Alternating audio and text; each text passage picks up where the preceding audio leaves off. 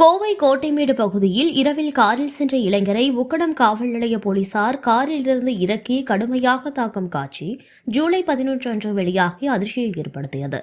கோட்டைமேடு பகுதியில் காரில் சென்ற இளைஞரை காவல்துறையினர் தடுத்து நிறுத்தி காரில் இருந்து இழுத்து இறக்கி அவரை கடுமையாக தாக்கும் காட்சி சமூக வலைதளங்களில் வெளியாகியுள்ளது.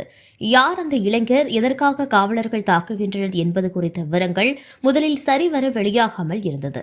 இந்த நிலையில் வெளியான தகவல்கள் மூலம் இந்த சம்பவம் ஜூன் 25ஆம் தேதி உக்கடம் வின்சென்ட் சாலையில் நடைபெற்றுள்ளதாகவும், சொகுசு காரில் வந்த நபர் அங்கு வாகன சோதனையில் ஈடுபட்ட காவலர்கள் வாகனத்தை நிறுத்திய போது கீழே இறங்க மறுத்ததாகவும் தெரிய வருகிறது. காரில் இருந்த இளைஞர் மதுபோதையில் இருந்ததாகவும், அவரை கீழே இறக்க காருக்குள் கான்ஸ்டபிள் உள்ளே சென்றபோது வாகனத்தை அவர் இயக்க முயன்றதாகவும் அதில் குறிப்பிடப்பட்டுள்ளது. அவரை காவலர்கள் ரத்தியை கொண்டும் கன்னத்தில் ஓங்கி அறைந்ததும் தாக்கியதும் வீடியோவில் பதிவாகியுள்ளது. அதே சமயம் இந்த சம்பவம் பற்றி ஒரு இளைஞர் பேசும் வீடியோ வெளிவந்துள்ளது.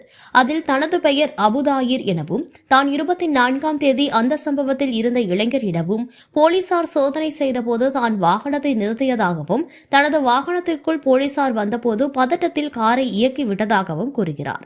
மேலும் அவர் தனக்கும் போலீசாருக்கும் எந்தவித பிரச்சனையும் இல்லை எனவும், எல்லாம் சமாதானமாகி விட்டதாகவும் கூறுகிறார். 3ஆம் நபர் யாரோ வீடியோ எடுத்துவிட்டதாகவும் கூறியுள்ளார்.